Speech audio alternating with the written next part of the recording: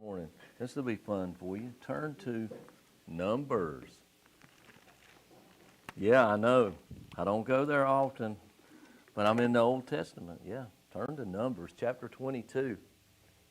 Over the next couple of weeks, my plan is to take a good look at God's directions for our lives. And with that said, we can look and we can see what we can expect if we resist His directions, but we also can see what we can expect when we follow His directions, okay? That's sort of where this whole thing is headed. So, I'll ask you this question first thing this morning. What does it take to get your attention? What is it really? What does it take? A lot of times we're so focused on what we want and what we're doing that we never see or we never hear what God's trying to tell us. And with that said, this morning we're going to look at Balaam and the donkey. Okay, a good place to be to look at how easy it is for us to miss what God's trying to say to us. So this morning, if you're there, Numbers, we're going to break this down because we're going to move. The first little bit of it, we're going to move just pretty much and get some background out of it. But we're going to start at Numbers 22, verse 1 through 6. Read a few minutes, talk a few minutes, and do the same again. Then the Israelites traveled to the plains of Moab and camped along the Jordan across from Jericho. Now Balak, the son of Zippor, saw all that Israel had done to the Amorites, and Moab was terrified because there were so many people. Indeed, Moab was filled with dread because of the Israelites. The Moabites said to their elders of Midian, "The horde is going to lick up everything around us as an ox licks up the grass of the field." So Balak, the son of Zippor, who was king of the Moab at the time, sent messengers to summon Balaam, son of Beor, who was at Petra near the river in the native land. So when we look at this, think about this a little bit. The children of Israel are still on their way to the promised land, okay? Moses is still leading them. They're on their way to the promised land. They're camped across from the land of Moab. Now, Balak, B-A-L-A-K, Balak is the king of Moab. And as he looks across the river and sees the close to 40,000 people minimum with the Israelites that are coming, all of their kids, all of their animals, all of their livestock, and they're sitting on the other side of the river getting ready to cross, he knows that they're going to pretty much just take over. As he said in there, as one of the elders said, they're going to take everything we got. Their ox are going to lick up all of the grass. They're going to use up all of the resources. In other words, they're going to just desolate us when they come through. So there was a lot of fear there. They didn't want them there. So Balak, the king, he sends messengers. He sends some messengers, actually some princes and princes over to where Balaam is. Now we're going to talk about Balaam here in just a few minutes. And Balaam is an interesting cat when you really start looking at him. We're going to talk about here as we move on into this. So pick up with me there about halfway through. Pick up at verse 6 and verse 5. And the people has come out of Egypt. They covered the face of the land and have settled next to me. Now come and put a curse on these people. That's what Balak wanted Balaam to do. He said, come and curse these people. Okay? Come and curse these people because they are too powerful for me. Perhaps then I will be able to defeat them and drive them out of this country. For I know that those you bless are blessed, and those you curse are cursed. Okay, let's talk about Balaam now for a minute. Balaam was a soothsayer. He was a magician. He was like a witch doctor to some degree, I guess you could say. He had power. Where did his power come from? Well, we'd have to say probably from evil spirits and Satan. But he's a two-sided guy. You know anybody like that? He believes in Jehovah God, and he believes that Jehovah God is powerful. But he also believes that he's powerful himself. Okay? So what was happening was the king of Moab says, send some princes down to see Balaam and says, hey man, I need you to come back. I want you to curse the Israelites. Because if they're cursed, I will have the power with my small army to defeat them. And we can run them out of the country and they won't come in and they won't take over. Okay? That's what's taking place there. Verse 7, the elders of Moab and Midland left, taking with them the fee for divination. When they came to Balaam, they told him what Balak had said. Spend the night here, Balaam said to them, and I will bring you back the answer the Lord gives me. So the Moabite princes stayed with him. God came to Balaam and asked, who are these men with you? Balaam said to God, Balak, the son of Zippor, king of Moab, sent me this message. A people that has come out of Egypt covers the face of the land. Now come and put a curse on them. Perhaps then I will be able to fight them and drive them away. Verse 12, but God said to Balaam, do not go with them. You must not put a curse on these people because they are blessed. Okay? Israel has always been blessed in God's eyes. That's why even today we hear presidents say, those who bless Israel will be blessed, and those who go against Israel are going to be cursed. God said it from the beginning. He said it ever since the Abrahamic covenant, that those people would be blessed and they would multiply like the sands of the seashore. Balak wanted them gone. Balaam is a two-sided guy. Remember what I told you? What did he tell him? He said, wait tonight with us. Stay here tonight and let me see what God says to me. That's a pretty nice way to put it. People like to use that a lot. People like to impress you with their religious talking and the way they act, right? Sort of what was taking place here. When you really stop and look at it, Balaam had his own hidden agenda in the middle of everything, or Balaam did, in the middle of everything. He had his own hidden agenda. He told the messengers no, and the messengers returned. So if you look on down there a little further with me where we were reading, the next morning Balaam got up, said to Balak's princes, go back to your own country, for the Lord has refused to let me go with you. So the Moabite princesses returned to Balak and said, Balaam refused to come with us. Then Balak sent other princesses more numerous and more distinguished than the first. They came to Balaam and said, this is what Balak, son of Zippor, says. Do not let anything keep you from coming to me, because I will reward you handsomely and do whatever you say. Come and put a curse on these people. But Balaam answered them, even if Balak gave me his palace filled with silver and gold, I could not do anything great or small to go beyond the command of the Lord my God. Now stay here tonight as the others did, and I will find out what else the Lord will tell me. That night God came to Balaam and said, since these men have come to summon you, go with them, but do only what I tell you. Wow, that's sort of confusing when you sit there and you read that, you know. Sort of confusing, because the first time God said, do not go and do not put a curse. Now he's saying, what did he say? Since these men have come to summons you, go with them, but do only what I tell you. Now we're getting to the part that gets a little bit confusing. You know,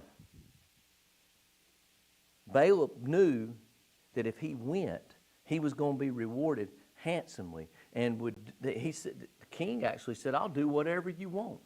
I'll reward you handsomely, and I will do whatever you want. So when you think about Balaam here a minute, I jotted a few things down as I was studying about him. He was not as righteous as you might think, okay? Just play this in your mind with just life and people in general. Balaam was not as righteous as you might would have think. Like I said, he was a soothsayer. He would cast spells on people for money, okay? For money. Balaam's righteousness was only centered around one thing. What was it? Money. It was Balaam. Balaam believed in Jehovah God. He believed he was powerful. He believed he was there, but he also believed that he was powerful as well, okay? Balaam did not mind obeying God's commands as long as it didn't keep him from making money. Wow. Think about that a little bit. Simply put, Balaam was out for who? Balaam. Sounds like life, doesn't it? I don't care who I have to step on. I don't care what God says as long as I can get to where I need to get to in this life. And if I have to step on somebody going up the ladder, it doesn't really matter. Be careful with that, because you know what? You miss one rung. I don't know if you ever fell down a ladder or not, but it don't take but about one good miss, and you're back down at the bottom. And then the very people you stepped on are stepping on you, aren't they? You know, we forget about that sometimes. So once all this happened, once again Balaam tells him, stay the night, and he gets up the next morning, and God had told him, you can go. But remember what God's original answer was in verse 12? You remember what he said in verse 12? He told him, he said, do not go with them. You must put a curse. You must not put a curse on those people because they are blessed. The children of Israel are blessed. So now we're at the point in the story where it can get sort of confusing if you don't pay real close attention. From what he told him in verse 12, now what he tells him in verse 20. Think about it this way. In verse 12, God gave Balaam his direct will. Okay? My direct will to you is this. You do not go with them people, and you do not curse the Israelites. You get to verse 20, God gave him his permissive will. Okay? His permissive will. Let's talk about permissive will. Permissive will is free will. You know to sin is wrong, right? We don't have to go there, right? James 4:17. To know to do good and not to do it is what? Sin. We know that, right? But we still what? We still take our free, permissive will and do what? Sin. Right? Same thing here. God had already told Balaam, don't go with them people and don't curse the Israelites. So he gives him the ultimatum in verse 20 and says, go with them, but don't say anything I don't tell you to say. What should he have done at that point? He should have said, no, I'm not going. I don't need any part of it. There's no reason for me to go. You know, that's at the point he's at, but he doesn't. Because in the back of his mind, there's still what? An opportunity for, there's a, what I like to call them, there's still a hidden agenda in the back. There's still a hidden agenda to what I might get. He said, you come and I'll make it worth your while and I'll give you whatever it is you want if you show up. Well, maybe I'll show up and not curse them and still get a lot out of this deal, right? I mean, when you really think about it, that's sort of what's happening. Pick up in verse 21 now. The next day, they've spent the night the second time. Balaam has told them what God says. They get up the next morning. Balaam got up in the morning, saddled his donkey, and went with the princesses of Moab. But God, here you go, verse 22. But God was very angry when he went. Why? Because he was working under what? His permissive will, not the original will God told him. He's working under, he's taking free will now and doing what he wants to do with it. Okay? But God was very angry when he went, and the angel of the Lord stood in the road to oppose him. Balaam was riding on his donkey, and his two servants were with him. When the donkey saw the angel of the Lord standing in the road with a drawn sword in his hand, she turned off the road into the field. Okay? The donkey could see the angel of the Lord standing in the road with a sword in his hand. And the donkey turned and went off into the field. And if you read what it says, Balaam beat her to get her back to the road. So he beat the donkey. Balaam hadn't seen it. He hadn't seen the angel of the Lord, right? Verse 24, then the angel of the Lord stood in a narrow path between two vineyards with walls on both sides. When the donkey saw the angel of the Lord, she pressed close to the wall, crushing Balaam's foot against it. So he beat her again. He beat the donkey again. Okay? Then the angel of the Lord moved on ahead and stood in a narrow place where there was no room to turn, either to the right or to the left. When the donkey saw the angel of the Lord, she lay down under Balaam, and he was angry and beat her with his staff. Wow. 3 times now. 3 times God's angel has appeared. And the donkey, it's sort of sad. It's sort of sad, y'all, when an animal has got better insight and better sense of what they should be doing than we as humans do. Balaam knew he shouldn't have went to begin with. He knew what God's original. It's sort of like Mama when I said, I want to do this. No, you can't do it. And I keep on. And finally she would say, fine. But you're going to have to pay whatever price comes with it, right? Yeah, you don't understand what kind of mess you're getting yourself into. Sort of the same thing here with Balaam. He took his free will and said, I'm going, because guess what? There may be something in this for me, even though I don't curse to people, right? That's sort of the way I see it when you think about what's taken here. So we're at that point right now. When you look at verse 22 and 23, that was God's first attempt to get Balaam's attention. The donkey went out through the pasture, the field, right? Then they're going through the vineyard where the walls are close. That was God's second attempt. That's when the donkey crushed his foot up against the wall, right? Still didn't get it. And then the third one was when the donkey just laid down I don't know if you've ever been on a horse when it just goes down completely. It's sort of a weird feeling because you don't know what to do because the horse is trying to get back up and you don't know if you should jump off or hold on. That's what happened with the donkey. The donkey just went down. There was no way to turn. There was nowhere to go, and the donkey just went down. And Balaam beat him again. And it's really interesting here because that's when the donkey starts talking. It's like Mr. Ed. Well, not really Mr. Ed, Mr. Donkey. I guess we could call it Mr. Donkey. Y'all don't, how many people who know Mr. Ed is? Some of y'all don't know. Well, most of Elder and Sammy. Most of y'all know who Mr. Ed is. Mr. Ed, yeah. Look at this. When the donkey saw the angel of the Lord, she lay down under Balaam. I'm at verse 27. And he was angry and beat her with his staff. Here we go, verse 28. Then the Lord opened the donkey's mouth, and she said to Balaam, "What have I done to you to make you beat me these 3 times?" I think that gets your attention. I think right then I would know we got a problem. The donkey is talking. If Balaam would have been smart, he would have just keyed in on this and made a lot of money. And he wouldn't have had to curse nobody. He had a talking donkey, for crying out loud. I mean, let's think about it. But listen to this. Balaam answered the donkey, "You have made a fool of me. If I had a sword in my hand, I would kill you right now." We're going to talk about a sword more here in just a minute. He said, "If I had a sword in my hand, I'd kill you right now for making a fool of me." And it's not bad enough the donkey's talking, but now the man's having a conversation with the donkey. Wilbur had a lot of conversations with the donkey. You remember? Yeah, with the horse.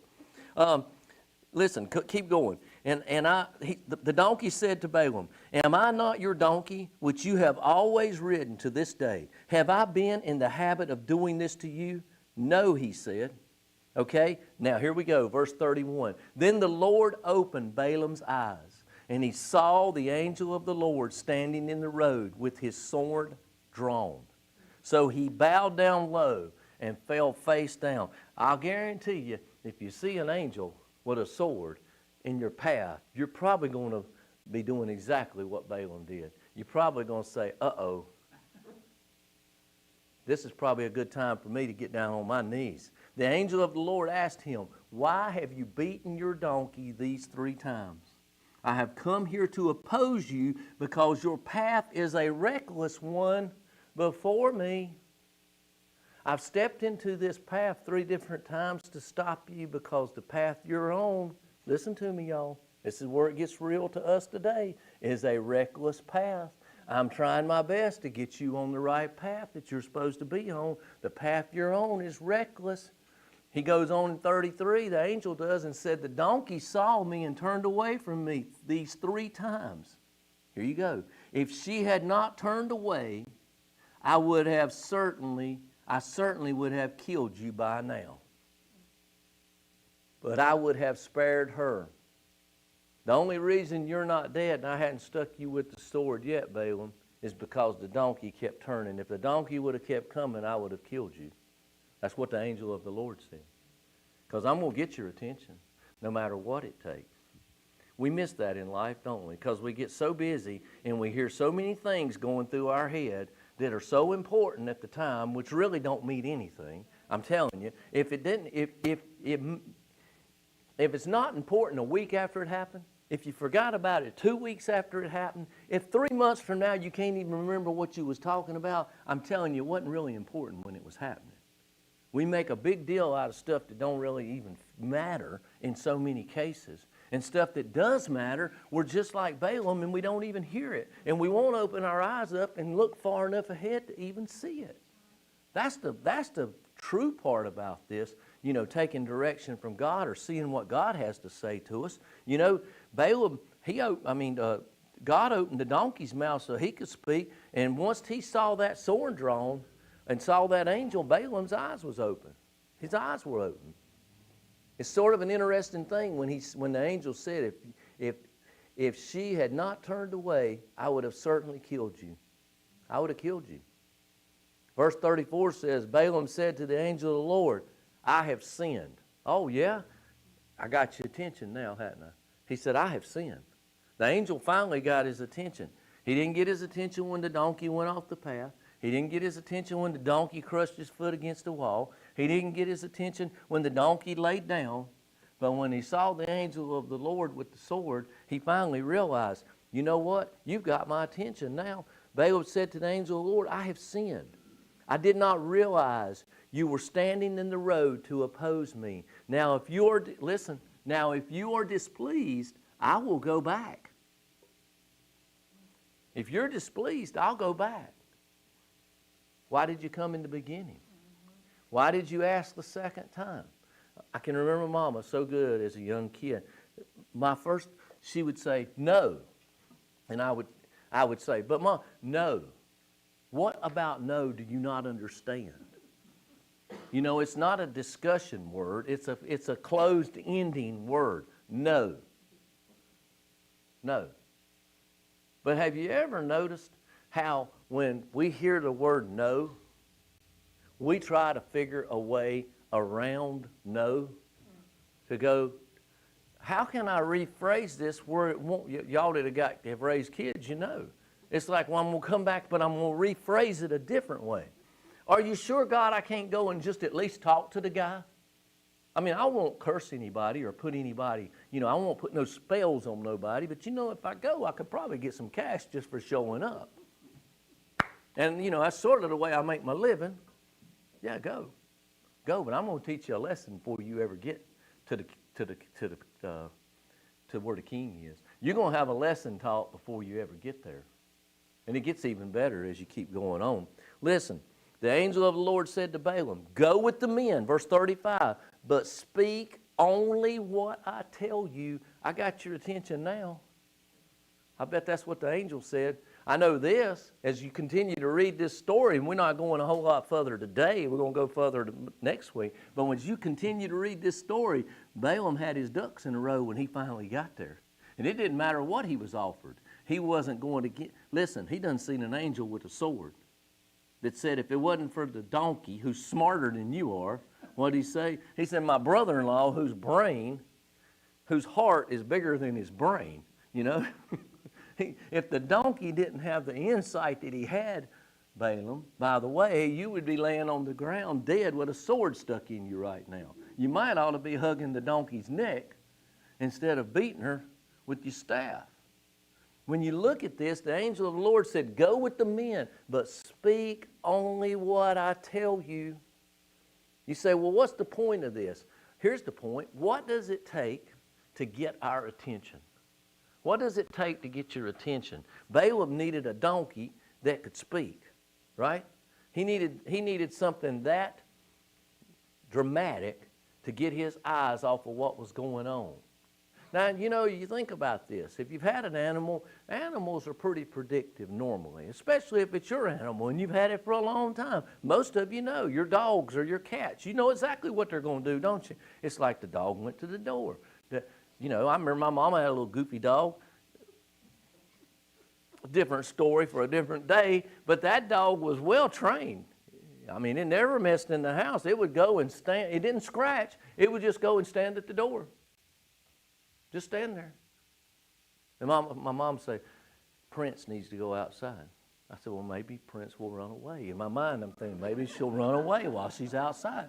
She was a yapper. All she did was bark. She was a little Pekingese or whatever, and she, Pomeranian. All she did was bark. Her whole life, she barked. Yeah, it was yapping. I would show up, and it would yap the whole time I was sitting on the couch talking to Mama.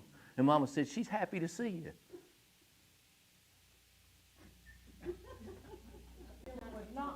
I said, I think she just likes to yap, Mama. Where am I going? So if you're going down the path and your donkey just veers hard left into the field, wouldn't you think Maybe there's a snake in the road. Maybe there's something going. Maybe the donkeys see something I don't see. You know, they're pretty smart animals. They're really very smart animals. Actually, they say they're smarter than a horse. A donkey is, honestly. A mule, whatever you want to call it. And here's the key. The donkey was more obedient to God than Balaam was. In the beginning, God said, do not go and do not curse those people because they have been blessed by me. That should have been the end of the conversation, done, stopped, finished. Do not go. Do not go. No, wait a minute. They came back and they promised me a lot more. And I really think if I rephrase this, I can come in at a different angle and I might get a different answer from you. Your kids will do that to you. You can't go. Well, what if I did this? Most parents give in today. See, Mama wouldn't. She said, you can't go, and if you ask me again, you're going to get a whipping. How you like that?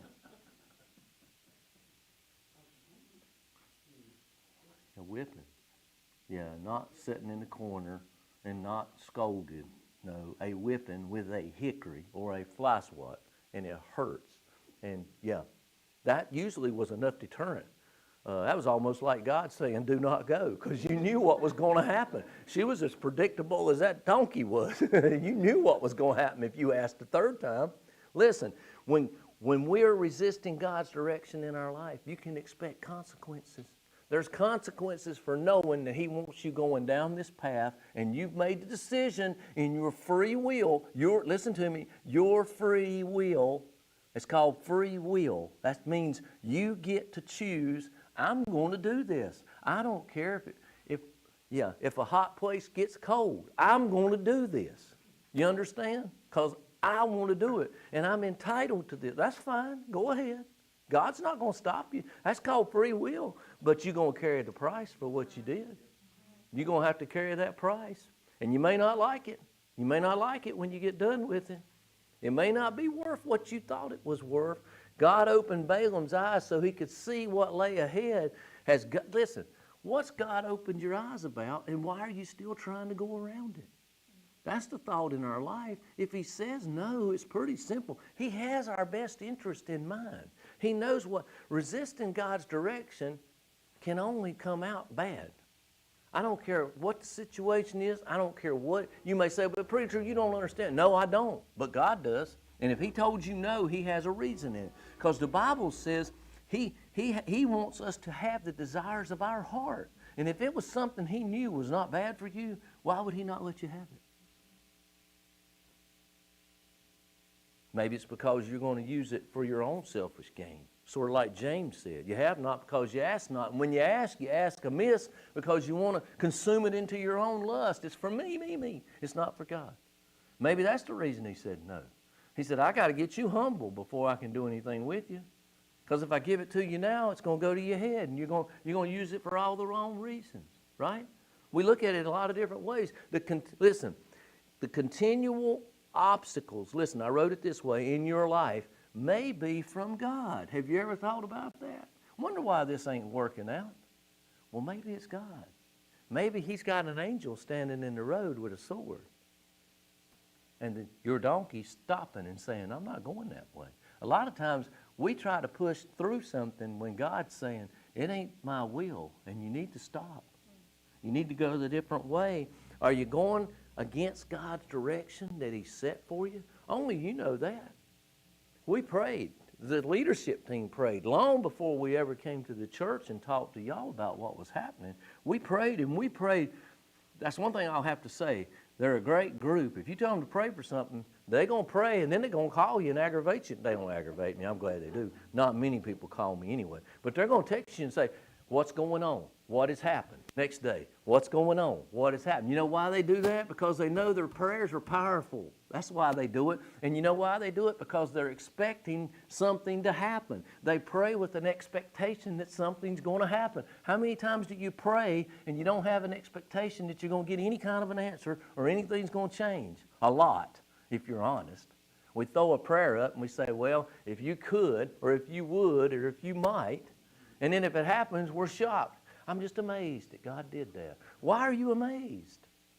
He's God. And you asked Him, and it's for your best interest, and it's for His best interest. Why would he not do it? Right? Why would he not do it? Are you going against God's direction that he has for you? Only you know that.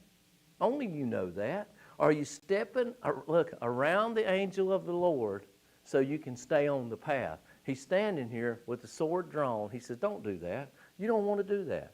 This is not what God wants in your life. I've got the sword, and what do? I sidestepped him, and I got on the other side, and now I'm going wide open. Well, be careful. Be careful, because I'm telling you, the angel of the Lord, think about this. Remember this. The angel of the Lord had authority to either get Balaam's attention or to take Balaam's life.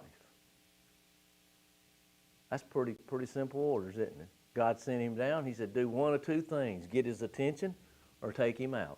It doesn't really make any difference. Think about that.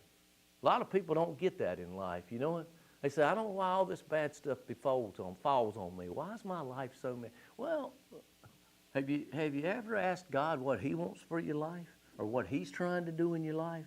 Or am I in your will, or am I going down the direction you want me to go down? Am I on the path you want? We get on these paths and we follow what we want, and then we wonder why it doesn't turn out like we want it to, because it wasn't God's will. Remember, resisting God's direction has consequences, okay? Believe me, we can talk a long time about that. All of us have examples in our life of all these great decisions we made without God, right? And we look back on them and we say, it didn't really turn out like I thought. It's really, that wasn't good. Why? Well, probably because he said no, and then he let you say, then he said, now you got permissive will, free will. That's a better way I like free will better. Well, you've got free will. You can do what you want, right? You can do what you want, but there may be a price for what you're doing. You put that in front of your life, and you start thinking about it, and you say, resisting God's directions. It has an outcome. That's my question to you this morning. Where are you at? Are you hearing his will? Are you hearing what he's saying? Are you following it, or are you resisting it? Let's pray. Father, thank you. Thank you for Balaam's donkey, and for how plain, God, it makes us that there's so much going on that we don't even see in our lives. And Lord, so many times we hear your voice say no, but we do our very best to work around it. God, I pray that you would help us to be open with our eyes and our ears to what it is that you're doing in our lives. And Lord, I pray that we would come before you with all things. You say nothing's too small for us to pray about, God. Let us come before you and seek your will in our life, because we know when we're in your will, when we're going in your direction, it's better. This morning, Lord, take this time that we've had, take this message that we've talked about, and help it to just drive into our hearts and open our eyes, just like Balaam's eyes were open, that we might see your will in our lives. We ask this in Christ's name. Amen.